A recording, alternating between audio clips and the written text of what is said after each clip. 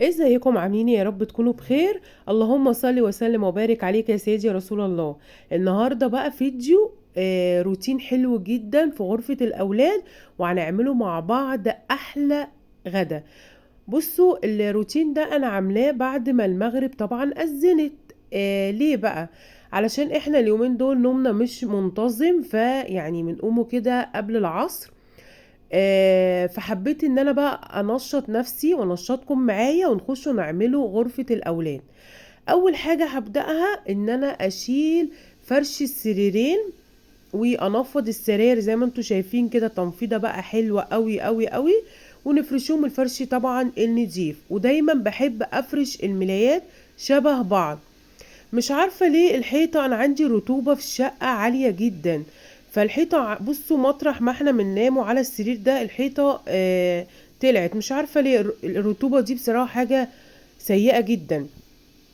طبعا فرشت أول سرير، بس أنا مش بحط له اللي هي كسوة السرير، أنا حاطة الواحد بس عشان أنا كنت جايبة واحدة. فطبعا دلوقتي الأسعار بقت غالية جدا فما جبتش واحدة تانية. دلوقتي خلصت اول سرير، هتخش على التاني. برضه هعمل فيه زي ما عملت في الاولاني، هشيل الملاية وانفض السرير اللي هو الخشب بتاع السرير. بيلم تراب يا جماعة بطريقة فظيعة، علشان طبعا انا عندي البلكونة الموتيل فواسعة كبيرة، فبتدخل عليا تراب بطريقة فظيعة جدا. دلوقتي خلاص انا دلوقتي فرشت الكسوة بتاعة المرتبة. قلت لكم ان هي واحده، وانا بصراحه بفرشها للسرير ده بالذات لان دايما الملايه بتتزحلق من عليه. خلصنا فرش السراير الحمد لله. دلوقتي بقى هنجيب الحاجات اللي همسح بيها غرفه الاولاد. معايا اللي هو رولار ده، لا سوري اسمه مرال. مرال ده حلو جدا منظف الموبيليا والخشب وكده. طبعا بليدجي اسعاره بقت اوفر قوي. ومعايا طبعا اللي هو منظف الزجاج. همسح بقى كويس جدا جدا زي ما انتوا شايفين. كل حاجة على ترابيزة الكمبيوتر انا همسحها. طبعا انا الاول همسح بالجلانس. طبعا شاشة الكمبيوتر وترابيزة الكمبيوتر طبعا فيها ازاز فاميه. الحاجات دي بتلم تراب بطريقة فظيعة. دبدوب ده بقول لكم كان عندي وانا عندي تقريبا كده 11 سنة او 12 سنة. بقاله فترة طويلة جدا معايا. انا دايما يا جماعة بحب احتفظ جدا بحاجتي اللي بتبقى غالية عليا. هو كان غالي عليا جدا، كان جايلي كده في عيد ميلادي. طبعا مسحت خلاص الشاشة وترابيزة الكمبيوتر، ومسحت الدراعات بتاعت اولادي اللي بيلعبوا بيها كورة على الكمبيوتر وكده. اروح بقى الناحية التانية على الشفونيرة. الشفونيرة دي بجد موال لانها جنب البلكونة على طول، فدايما بتلم تراب بطريقة فظيعة. امسح كل حاجة على الشفونيرة. اللي هو ده اللي انا بمسح بيه ده اللي هو قلنا كوريكس الوان على مية دافية على خل. بجد يا جماعة بيعقم وينظف بطريقة فظيعة. بجد جربي الخلطة دي روعة. وده دومينو. زوجي كان جابه لابني لما نجح في سنة رابعة. كنت فرحانة جدا. ربنا يا رب يفرحنا دايما بأولادنا. امسح بقى الرخامة بتاعة الشوفونيرة. بصوا بالله عليكم بقول لكم بتلم تراب بطريقة فظيعة لانها جنب البلكونة على طول. وامسح الراوتر بتاع الواي فاي. امسح كل حاجة كل حاجة قدامك تمسحيها. واحط دلوقتي المفرش. انا كنت بحط مفرش كبير والله كان بيريحني من التراب ده، بس دايما اولادي كانوا يعني كل ما ياخدوا حاجة يقع، فقلت لا يستحسن ان انا احط مفرش صغير. كل حاجة بقى رجعها زي ما كانت، وحط لهم كده دبدوب و آه اللي هو يعني الالعاب بتاعتهم اللي هي من هم كانوا صغيرين. في حاجات بس قليلة جدا اللي احتفظت بيها، والباقي بصراحة كله اديته للي يعني محتاجه لأطفال صغيرين. دلوقتي بقى همسح الشوفونيرة بالمورال. بصوا المورال حلو جدا يعني، مش اقل من بليدج بصراحة والله. بينضف وحلو جدا وارخص طبعا من بليدج. بليدج اسعاره بقت رهيبة. دلوقتي بقى اجيب المكنسة المكهربة. طبعا انا مش هشيل واسيق وكده لان انا كنت لسه عاملة من قريب، فايه قلت لا اجيب كده المكنسة المكهربة وانجز نفسي واكنسها كلها. بصوا بقى بالله عليكم، شكلها قبل ولا بعد؟ وانا اول ما فتحت الفيديو قلت لكم بصوا الشكل عامل ازاي، بجد الشكل فظيع. ومسحت طبعا الشاشة برضو بالجلانس. اخر حاجة بقى هحطها اللي هي فريدة، معطر فريدة العود ده يا جماعة قنبلة بجد، وهم بيخلي ريحة البيت عندك حاجة رائعة.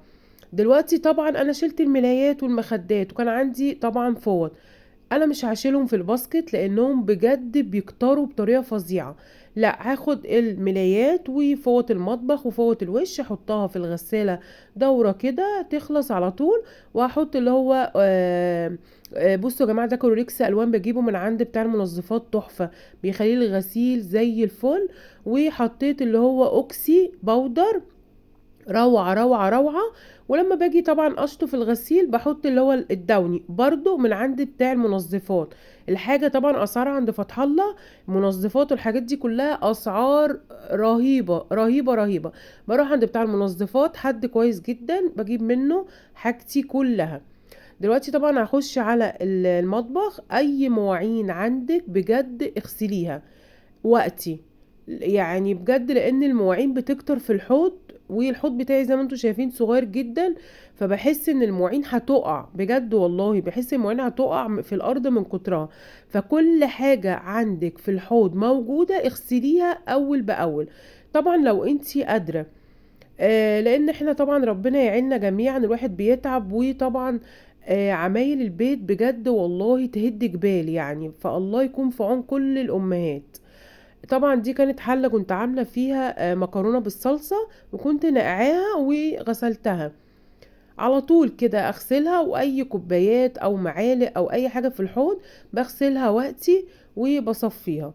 وبعد كده طبعا بتاخدي المواعين بتحطيها في الاماكن بتاعتها اللي انتي محدداها يعني ليها.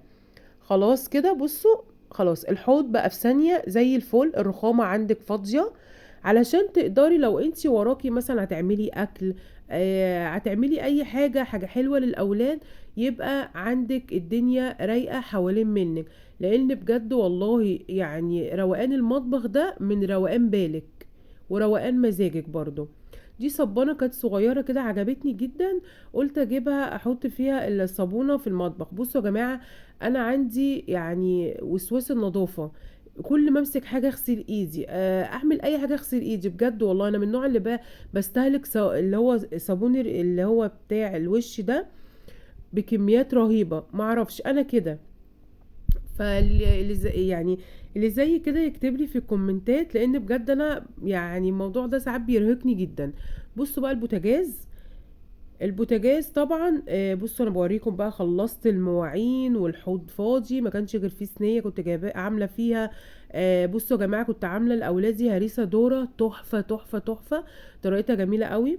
بصوا انا بقول لكم ان النقط دي اللي على البوتاجاز بجد مش ذنبي. انا كنت جايبه منظف الدهون من عند بتاع المنظفات، بس انا ما كنتش بعمل بيه البوتاجاز، انا مش بعمل بيه، كنت بعمل بيه الشفاط والشباك الالوميتان. فغصب عني نقطتين وقعوا. بصوا عملوا فيه ايه.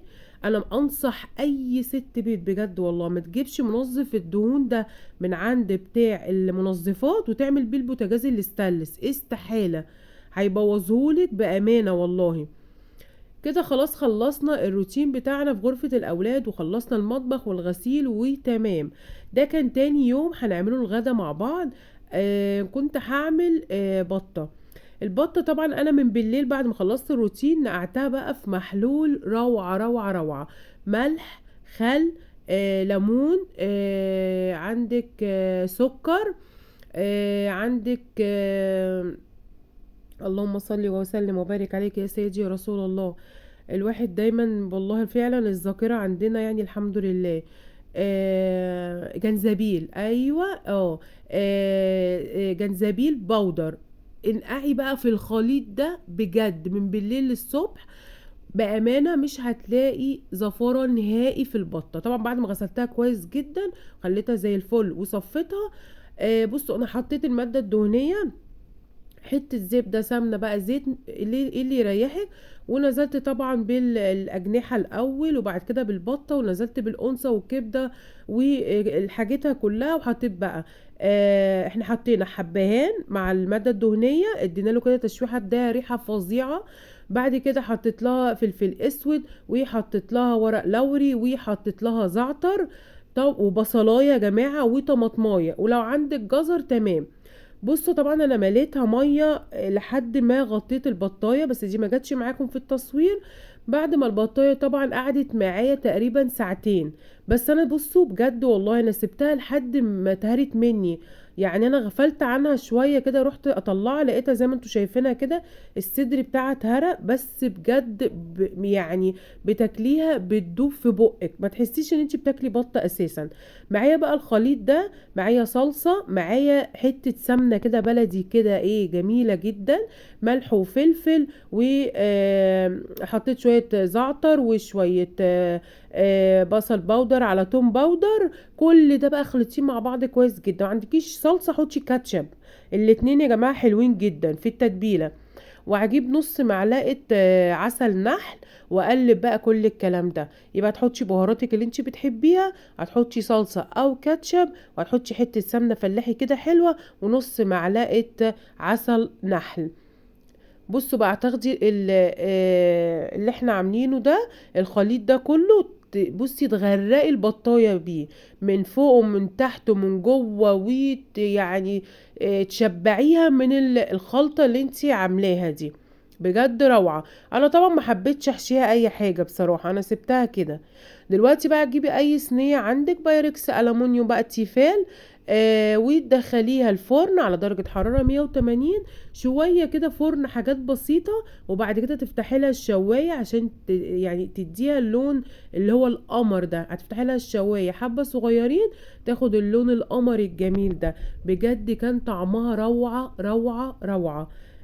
بصوا انا نادر جدا لما بعمل بط، يعني ما بعملوش على طول، ان طبعا اسعاره بقت رهيبة جدا.